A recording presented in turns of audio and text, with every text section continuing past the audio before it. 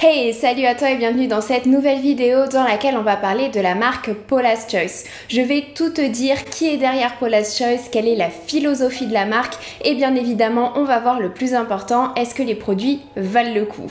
Pour ça je vais te présenter la routine que j'ai suivie pendant plus d'un mois avec les produits Paula's Choice. Tu vas voir mon avant et mon après, alors allons-y, c'est parti.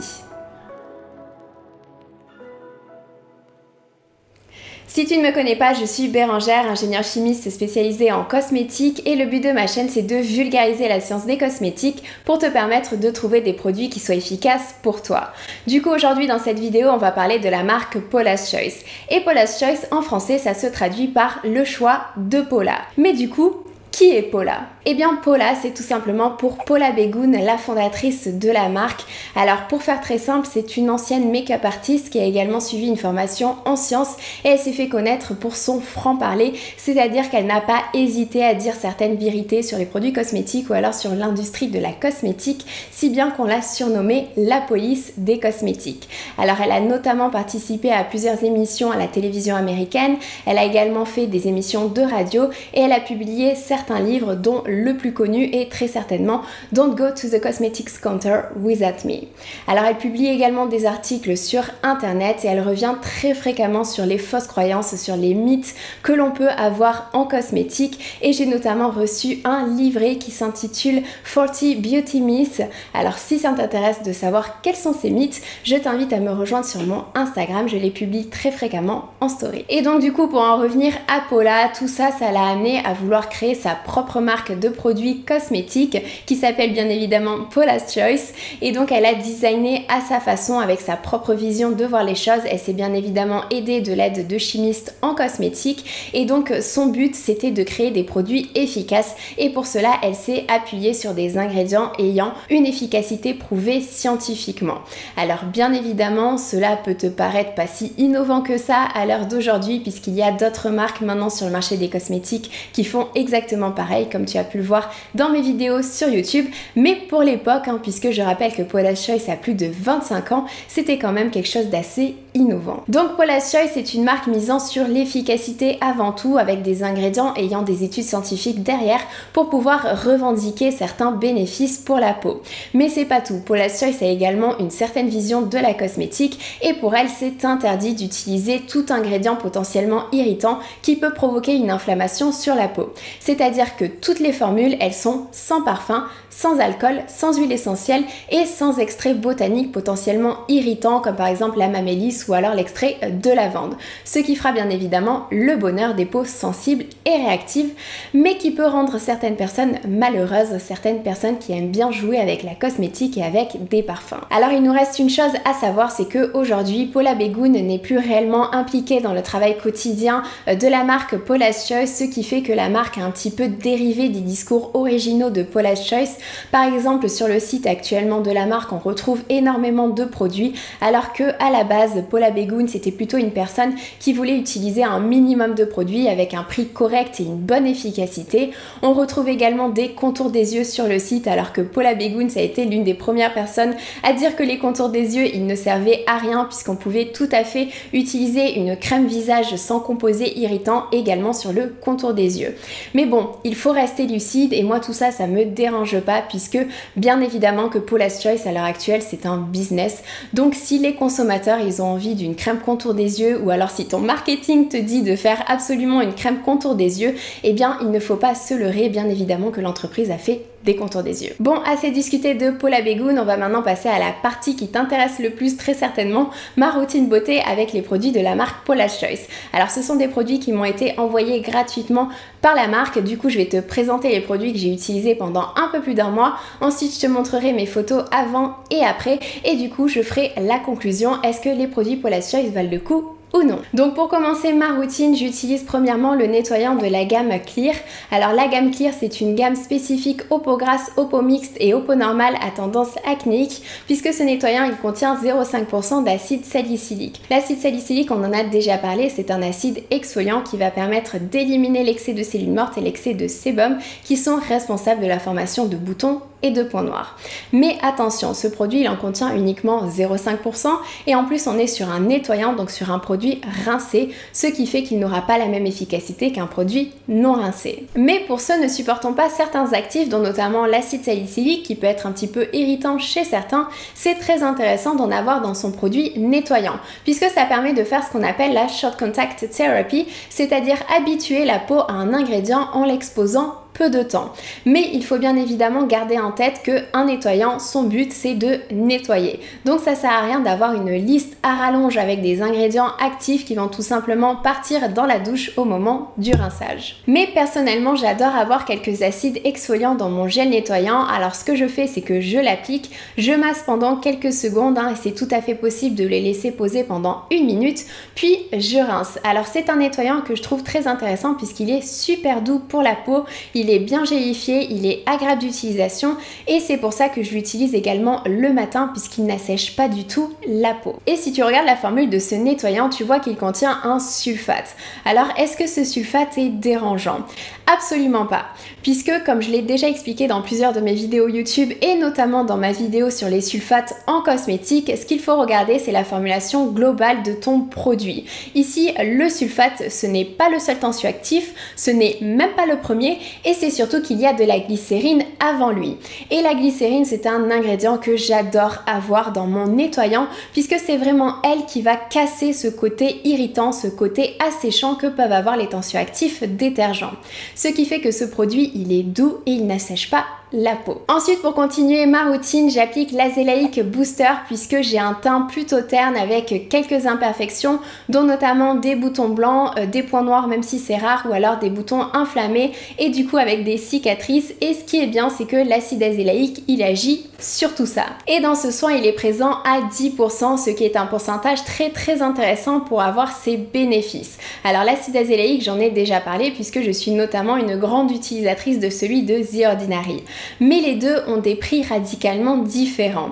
Mais ça s'explique. Ça s'explique premièrement par le positionnement des deux marques qui n'est pas le même, mais c'est aussi que celui de Paula's Choice, il a une formule un petit peu plus évoluée puisqu'il contient également de l'acide salicylique, donc toujours cet acide exfoliant. Mais là, on est sur un produit non rincé, donc plus intéressant pour la peau.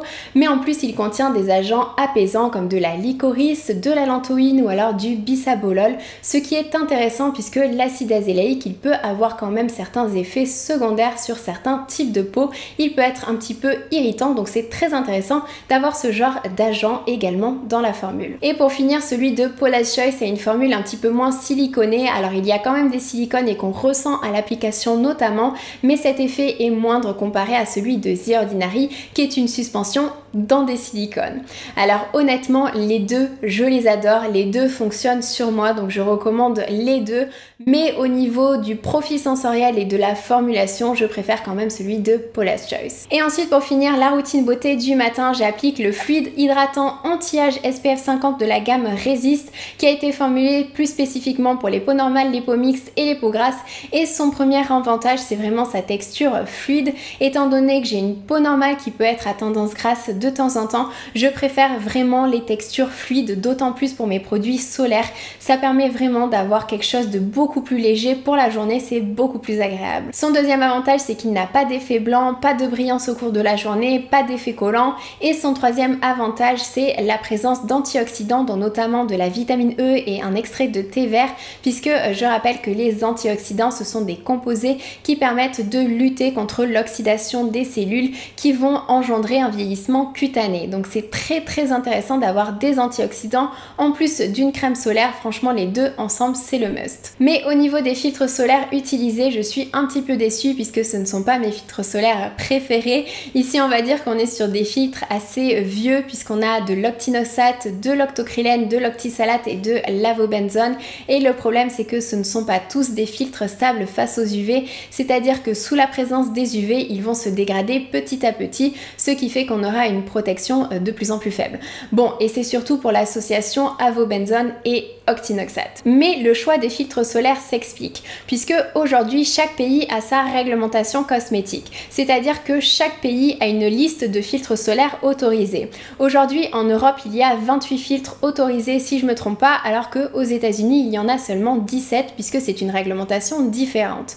Ce qui fait que tous les nouveaux filtres chimiques que l'on va retrouver dans les produits du groupe L'Oréal ou alors les produits du groupe Pierre Fabre, ils ne sont pas autorisés sur le marché cosmétique aux US. Donc si tu veux vendre un produit à l'international, tu es obligé de faire une formulation spécifique pour les US, une formulation spécifique pour l'Europe, une formulation spécifique pour le marché chinois, etc. etc. C'est très contraignant.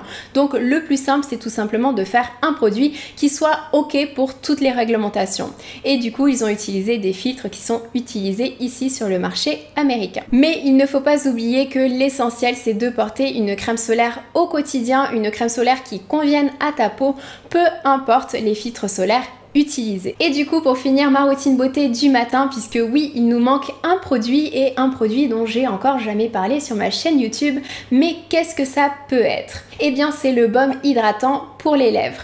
Alors oui, si tu es comme moi et que tu as les lèvres toujours sèches, je te conseille surtout d'utiliser un baume hydratant le matin et le soir et de ne pas oublier de l'appliquer le soir puisque c'est selon moi l'application la plus importante.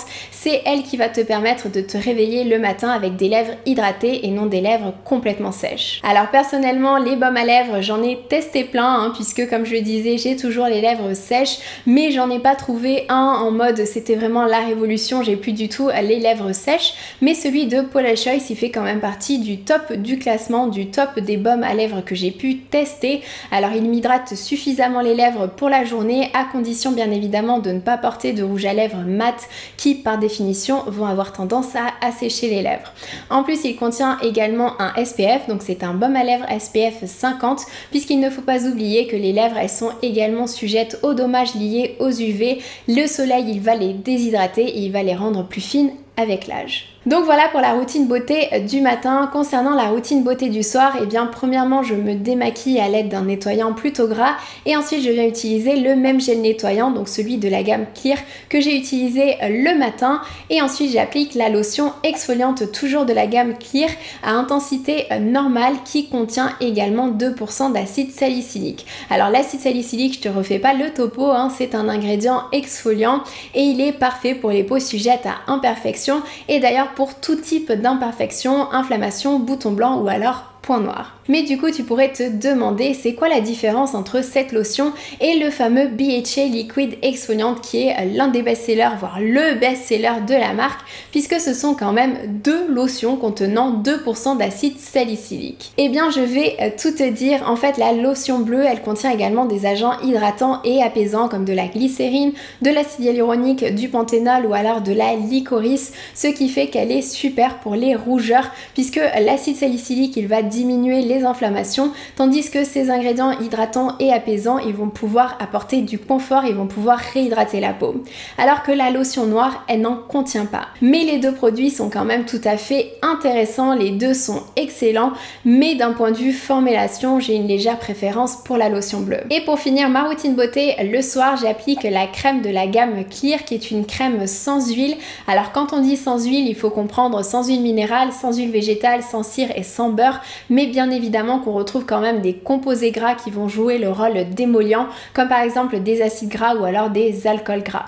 Et pour faire très simple, cette crème elle est juste parfaite puisqu'elle est ultra complète et elle est ultra légère, elle est parfaite pour les peaux qui sont sujettes à imperfection puisqu'on retrouve tout ce qu'il faut pour hydrater. Tu vas avoir des humectants dont notamment de la glycérine et de l'acide hyaluronique, tu retrouves des émollients dont notamment des céramides et du cholestérol ainsi que de la vitamine B3 qui va pouvoir réguler la production de sébum et réparer la barrière cutanée.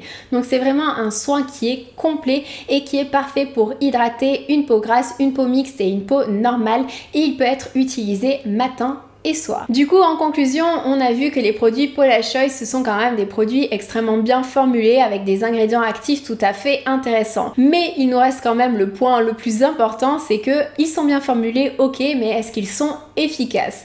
Et bien pour ça, je te laisse regarder mes photos avant et après. En ayant utilisé ces produits pendant un peu plus d'un mois, je suis extrêmement satisfaite du résultat puisque j'ai un teint moins terne, plus lumineux, moins d'imperfections avec des pores légèrement resserrés et je vois que mes cicatrices rouges sont en train de diminuer. Mais bien évidemment qu'il faudrait tester ces produits pendant un petit peu plus de temps pour réellement voir tous les bénéfices et tous les effets qu'ils vont avoir sur la peau. Du coup, en conclusion, les produits Paula's Choice, est-ce que c'est validé? Eh bien oui, mais forcément tu t'en doutais déjà puisque si tu es un habitué de ma chaîne, tu sais que j'ai déjà recommandé plein de produits Paula's Choice puisque généralement ce sont des produits extrêmement bien formulés avec des ingrédients actifs ayant des études scientifiques derrière, donc de réels bénéfices sur la peau. En plus là on est sur des formules complètes, on n'est pas sur des mono-ingrédients comme le fait The Ordinary, on est vraiment sur des formules clés en main et du coup ça se ressent sur le prix. Du coup les points négatifs sont justement le prix, mais bon on va y revenir dessus, mais c'est aussi qu'il y a certaines personnes qui vont avoir un manque de plaisir à l'utilisation des produits Paula's Choice puisque Paula's Choice mise avant tout sur l'efficacité et non sur le profil sensoriel.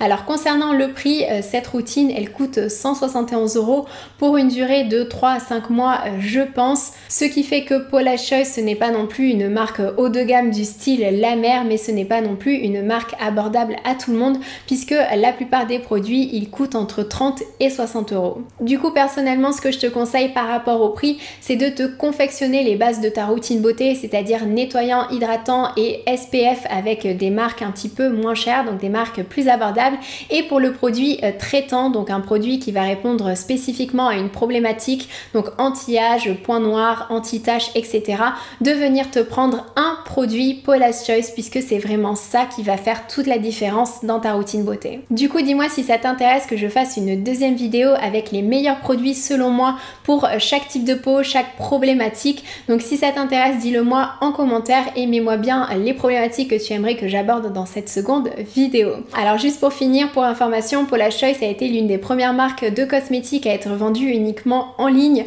et ça a été le cas pendant plus de 25 ans, mais il semblerait que la marque soit actuellement disponible chez Sephora aux US. Alors peut-être que ça sera le cas un jour en France, mais actuellement ça ne l'est pas, donc tu la retrouveras directement sur le site en ligne de la marque et je t'ai mis le lien directement en description de cette vidéo. Bref, j'espère que cette vidéo elle t'a plu, si c'est le cas n'hésite pas à mettre un j'aime comme d'habitude. Je te fais de gros bisous, prends soin de toi, ciao.